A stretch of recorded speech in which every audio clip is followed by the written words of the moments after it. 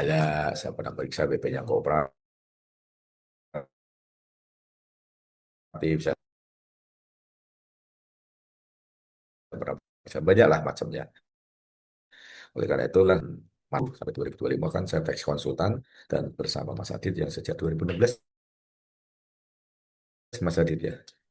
Artinya sudah 9 tahun Mas Adit di dunia konsultan pajak. Kita coba membuat, men-share pengalaman saya dulu, dan kita kooperatif dengan DJP. Kooperatif itu bukan berarti terima-terima aja, tapi kita support mereka. Oke. Pertama-tama Bapak Ibu antisipasi. Bapak Ibu tentunya harus review potensi-potensi pajak sebelum terbitnya surat perintah S2. Dulu tulisannya SP3 dulu, surat perintah pemeriksaan pajak. Sekarang disebut SP2 ya, sejak Rikpan 19 lah menjadi SP2, surat perintah pemeriksaan gitu. Dulu surat perintah pemeriksaan pajak. Kalau di swasta SP2 nggak enak ya Mas Adit ya. SP1, SP2 ternyata nerima SP2 pajak juga lebih Apalagi nggak enak. SP3. Lagi SP3 ya, berarti itulah mungkin kenapa SP3 nggak ada ya. Oke, pertama-tama Bapak Ibu tentunya cobalah membuat kertas kerja ekualisasi. Ya, kalau bisa monthly atau triwulan atau semesteran ada bikin ekualisasi, gunanya apa? Ada memonitor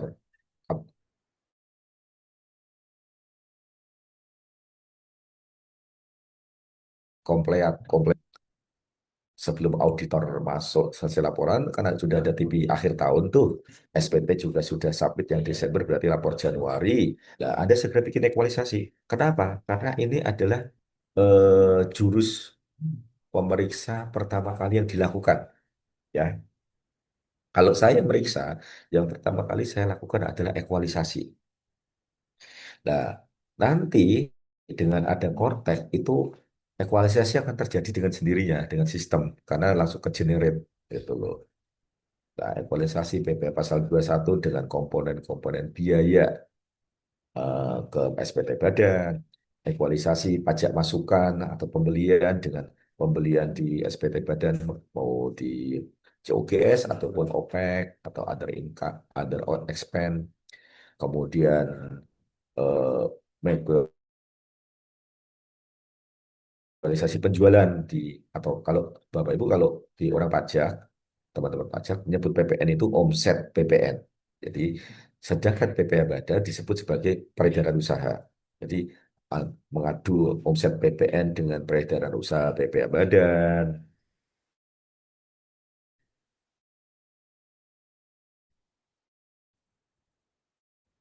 mengadu di biaya-biaya, itu yang Bapak Ibu perlu lakukan. Lakukan ekualisasi.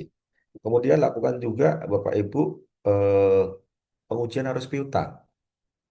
Ya, ini mungkin bisa saya tambahkan karena kadang pemeriksa kan kalau dimintain rekening koran, WP nggak ngasih. Nah, makanya dulu-dulu tuh jarang dilakukan pengujian arus piutang. Kenapa? Karena pemeriksa itu. Kalaupun dilakukan, kadang kan pemeriksaan arus piutang tuh mempersulit pemeriksa dan mempersulit wajib pajak. Oleh karena itu, Anda harus lakukan juga pengujian sendiri arus piutang. Ya, karena Anda yang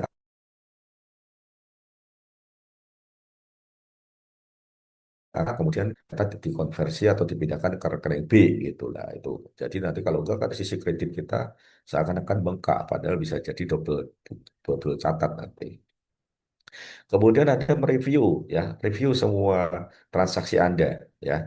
Nilainya berapa, cocok enggak, sifat transaksi bagaimana, skema transaksi bagaimana, Anda review. Kenapa? Karena nanti terkait 3M mendapatkan, menagih, memelihara penghasilan. Contoh review misalnya industri yang berhubungan dengan alam, kehutanan, tambang atau apa, memang ada beberapa biaya yang transaksinya manajer pasti ada itu transaksi ya, mohon maaf CSR,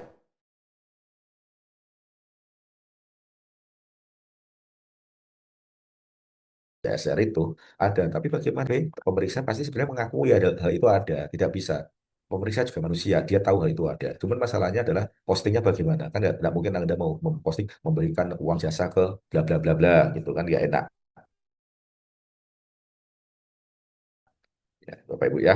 Oke, itu. Jadi potensi-potensi itu Anda lihat dulu. Dan jika ada hubungan istimewa, siapkan TP doc Anda, transfer pricing documentation. Kenapa? Karena Anda wajib TP doc. Anda tidak wajib TP doc, wajib buktikan Anda wajar. Tadi kan jelas di dokumen.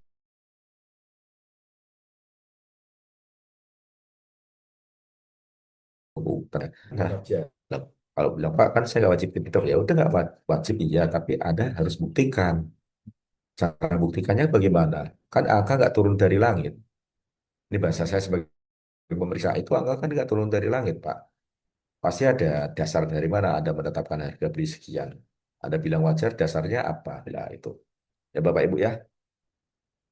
Kemudian pada saat mendapatkan surat perintah pemeriksaan dan saat pemeriksaan memeriksa data atau dokumen keterangan ini, siapkan diri Anda secara mental, fisik pada saat panggilan pertama, kick off meeting pemeriksaan. Kick off meeting pemeriksaan itu harus dihadiri oleh direksi. Anda boleh bawa kuasa, Anda boleh bawa konsultan, tapi nggak boleh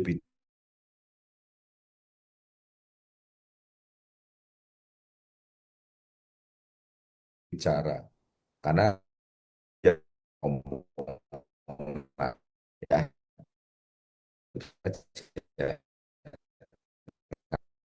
ya, ada penting direksinya keluar ngajak saya dan bicara. Pada saat itu bawa data-data yang lengkap ya. Ini pada saat pemeriksaan. Siapkan data. Prioritasnya dulu. Prioritas apa? Oleh karena itu, kalau pemeriksa meminta data kan, Pak, saya kirim surat permintaan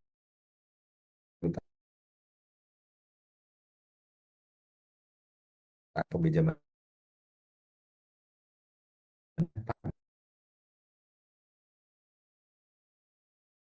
mungkin mana, yang paling utama mana itu. Itu tip mudah.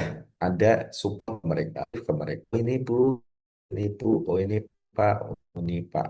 Nah, ada harapkan itu karena checklist pasti mereka prioritaskan itu. Yang itu nggak ada, pasti peringatan satu dua akan jalan. Ya, Bapak Ibu ya, hati-hati gitu. Jadi oh apa aja sih yang paling penting,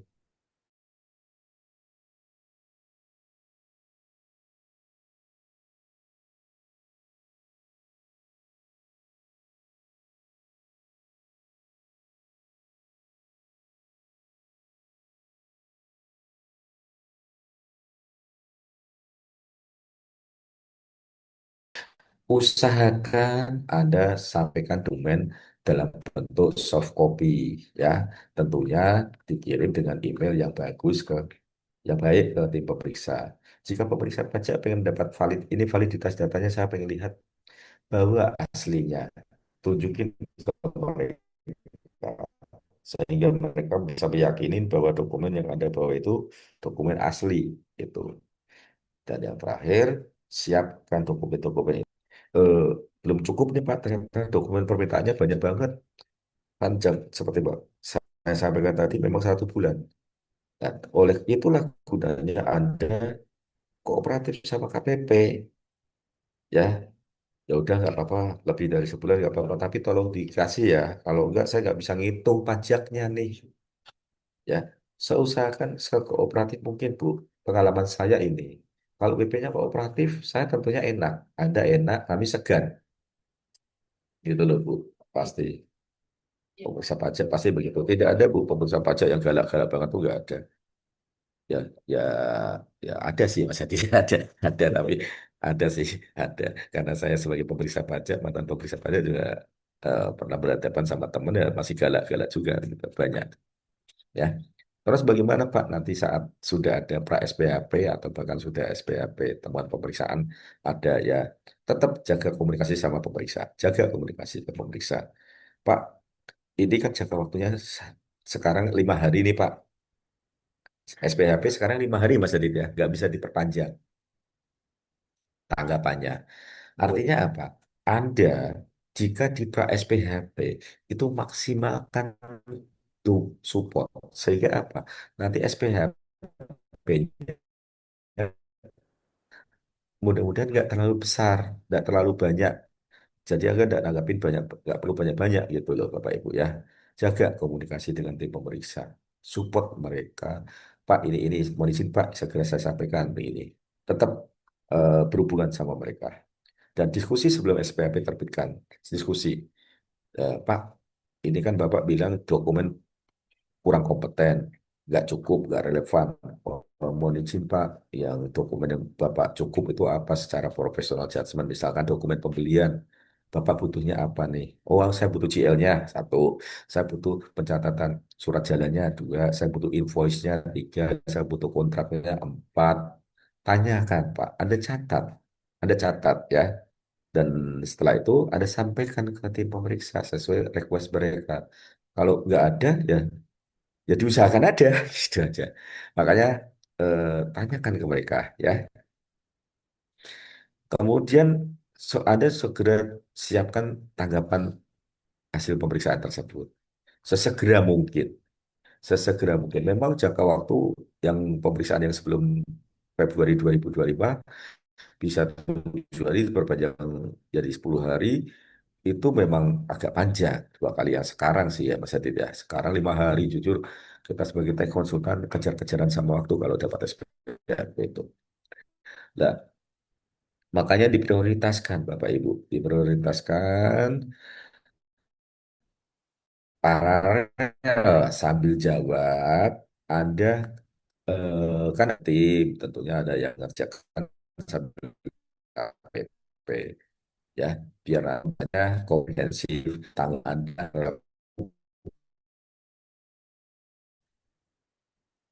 itu dibutuhkan. Kalau memang diperlukan dengan ada kan pemeriksa pajak PIC-nya, entah ketua tim apa anggota tim. Jarang supervisor pegang berkas dan saya juga terakhir supervisor saya nggak mau pegang berkas juga sih. Ngapain ada anggota pegang berkas. Nah Bapak Ibu coba tanya ke mereka, bisa nggak saya ketemu supervisornya gitu, biar diskusinya lebih jelas gitu. Usahakan gitu. Ya Bapak Ibu ya. Kemudian perhatikan jangka waktu yang dimiliki oleh tim pemeriksa. Jangan mentang-mentang Anda sudah di atas angin, ini kalau ku tanggapi, ku kasih perpanjangan, mereka lewat waktu nih. Jangan Bapak Ibu. Mungkin Anda menang kali ini, tapi habis itu ditandain Anda itu. Saya sampai ini tuh, ditandain Anda. Kasihan klien Anda, kasihan perusahaan Anda kalau ditandain nanti itu. Nah, terus bagaimana pada saat closing terjadi? Sampaikan penjelasan sejelas-jelasnya berdasarkan tadi bukti yang kompeten dan tadi cukup tadi ya Bapak Ibu ya berdasarkan keyakinan tadi kompetennya ikutin alurnya itu sampaikan sejelas-jelasnya seaturan-aturannya ya sampaikan kemudian sama seperti tadi usahakan pas closing ketemu sama supervisornya ya supervisornya bahkan kalau perlu ketemu kepala kantornya mungkin dan perhatikan terakhir juga tetap perhatikan jangka waktu tim pemeriksaan. Jadi kuncinya komunikasi. Sebelum pemeriksaan tim, kan kita tahu perusahaan kita yang mau diperiksa apa, misalkan ada SPTLB, pasti diperiksa itu. Kan ada restitusi, pasti diperiksa. Siapkan dokumen. Oh, kalau LB itu kredit pajak paling penting. Atas kredit pajak, misalkan PM, atas kredit pajak pembarang pasal 22 impor, larinya barang yang mana? Atas kredit pajak pasal 25, yang mana saja ada lewat waktu apa enggak, kan gitu. Apa itu ya? Gitu. Dan ini kami coba simulasikan bagaimana Anda menanggapi jika sudah mendapatkan SPPK. PPh Badan, peredaran usaha, menurut web KPP ini, atau menurut pemeriksa ini, menurut wajib pajak ini, koreksi ini, dasar koreksi ini. Anda memakai formula akhirnya ini. Oh, ada koreksi peredaran usaha nih. Isunya itu. Peredaran usaha isunya apa? Oh, ternyata dari arus piutang nih. Oke, arus piutang. Misalkan biaya, oh ada koreksi atas daftar nominatif nih, atau ada koreksi atas penyusutan nih isunya, oh isunya penyusutan, menurut pemeriksa masuk kelompok dua, kita kelompok satu gitu misalnya. Itu isunya itu regulasi. Regulasinya tentunya Undang-Undang Pengusutan, PMK atau Pengusutan dan lain sebagainya. Dan kemudian apa regulasi, setelah regulasi ada jelaskan ke pemeriksaan evidence. Ini masuk kelompok tiga alasan, kelompok satu alasannya ini loh, ini bukti kami. Bangunan bla bla bla, mesin bla bla bla masuk ini. Isunya ada kumulatifin, peredaran usaha karena pengujian arus piutang, regulasinya pengujian arus piutang itu masuk dalam pasal 4 lah, semua tambahan kemampuan ekonomis, kemudian tentang regulasinya yaitu tentang pengujian tidak langsung, nah evidence, ada coba rekap ulang rekening Quran Anda, kemudian ada ayat silang tunjukin, kadang-kadang ada ayat silang tuh menerima 1 juta geser ke satu rekening 1 juta enak, tapi kadang ada 1 juta geser ke rekening lain cuma 500 Mas Adit, ya kan? Ya nggak? Anda tunjukin, oh ini dari sini, jadi ini bukan penerimaan. Evidennya Anda tunjukin. Ya, kalau hmm, dekat enak, kalau jauh-jauh tahun memang agak susah. Biasanya konsultan kalau bertanya ke WP yang klien kita pegang, wah waktu itu saya belum lahir Pak. Nah, itu sering terjadi. Ya, baru ada analisis. Jika ini ayat silang, ini, oke, alhamdulillah bisa. Barulah conclusionnya. Ini adalah formula yang biasa mau saya sebagai tim pemeriksa pajak ataupun saya sebagai konsultan pajak saya terapkan. Jika saya ngoreksi juga gitu, isunya apa nih?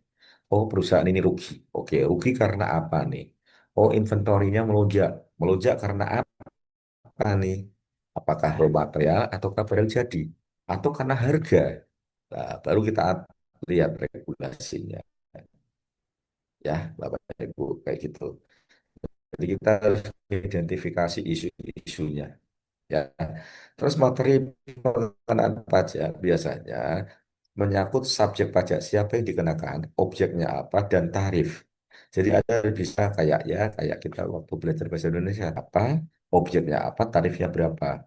Nah, kayak subjek misalkan ada PP pasal 26, oh subjek penerimanya orang luar negeri nih, objeknya atas atas apa? Oh, objeknya atas jasa nih, pemberian jasa, tarifnya berapa? Oh, kalau ada nggak ada P3B 20%, ada P3B 1%, tapi syarat P jika dibuktikan ada syaratnya terpenuhi sehingga Anda bisa memanfaatkan 10%. Gitu. Itu contoh ya. Itu Bapak Ibu. Oke. Nah, di sini kami coba melihat segmentasi sengketa ya. Sengketa pajak sebetulnya ada dua tipe saja sih. Saya sebut yaitu sengketa fakta dan sengketa yuridis. Kita mulai dari sengketa fakta. Sengketa fakta biasanya berfokus pada pembuktian. Kalau Anda nanti di pengadilan pajak, itu nama ada yang mulia pasti akan meminta kita namanya uji bukti ya Mas Adit ya, uji bukti. Betul, Pak. Uji bukti. Nah, jadi kadang ada beberapa transaksi, DJP tidak mengakui transaksi tersebut, pembelian, pembayaran itu, oh nggak bisa, ini nggak cukup buktinya, lah kita tunjukin bukti-buktinya. Itu sengketa fakta. Ya, kalau sengketa yuridis biasanya prinsip fokus pada yang ketentuan yang berlaku. Beda tafsir lah kita sama DJP. Beda tafsir ya atas suatu regulasi. Nah, beda tafsir itu memang agak susah karena itu penafsiran. Nah, bagusnya adalah harusnya kalau dari tim pemeriksa yang clear, harusnya mereka minta penegasan ke kanwilnya atau kantor pusat. Kalau enggak, Anda yang minta penegasan, Bapak Ibu. Karena bisa jadi deadlock atau sengketa yuridis, paralel Anda minta penegasan, pada saat penegasan datang, misalnya Anda dianggap benar, mudah-mudahan itu bisa menyelesaikan di ranah keberatan. Ya, Bapak Ibu. Jadi, kalau memang ADP-nya pasif, Anda yang aktif untuk mengetahui itu. Saya barusan sengketa yuridis kita pasal 16D ya Mas Adit ya. terkait perusahaan asuransi yang harus jadi PKP kan sekarang. Dan tiba-tiba dia jual asetnya kena 16D ya Mas Adit ya. Padahal pada waktu itu kan dia belum PKP dan ini PKP-nya bukan karena menjadi wajib PKP karena kebetulan penjajah asuransinya atau marketingnya kan harus PKP ya Mas Adit ya. Dan otomatis dia harus sebagai pemungut jadi PKP yang terpaksa. Nah, pada saat beli juga nggak bisa dikreditkan karena kita bukan PKP. Lagi kita coba permintaan eh, apa namanya tadi ke penafsiran itu ke pengantagasan ke kantor pusat kami. Kebetulan angkanya gede jadi kita langsung ke kantor pusat aja. Nah, oke. Terus kalau sudah selesai bagaimana pemeriksaan? Ya, ya tentunya kita semaksimal mungkin selesai di ranah pemeriksaan. Bahkan kalau di SP2TK selesai di SP2TK itu seminimal mungkin. Kalau memang di pemeriksaan bisa kita padamkan, ya kita padamkan Bapak Ibu. Jangan bertambah sampai keberatan atau banding. Karena karena bisa saja gara-gara naik keberatan banding, nambah dan jika kita tidak setuju, tidak bayar akan naik itu. Betul, Bapak Ibu. Jadi padamkan semaksimal mungkin ya. Nanti setelah materi-materi pemeriksaan bulan ini selesai, kita akan lanjutkan dengan materi tentang pemeriksaan keberatan dan banding. Tuh. Jadi ini hanya memberikan sedikit highlight bahwa sengketa pajak itu bisa diselesaikan juga dengan di ranah berikutnya. Harapannya jangan jangan sampai ranah berikutnya sih. Oke, oke. Ini tadi yang kembali ke tadi bahwa sebelum diperiksa, Anda harusnya bikin tag diagnosa review. Ya, ada diagnosa review dulu. Legal beban organisasinya bagaimana? Itu perusahaan ada tuh struktur pajaknya bagaimana? Mengidentifikasi di mana perusahaan beroperasi, grup apa tidak.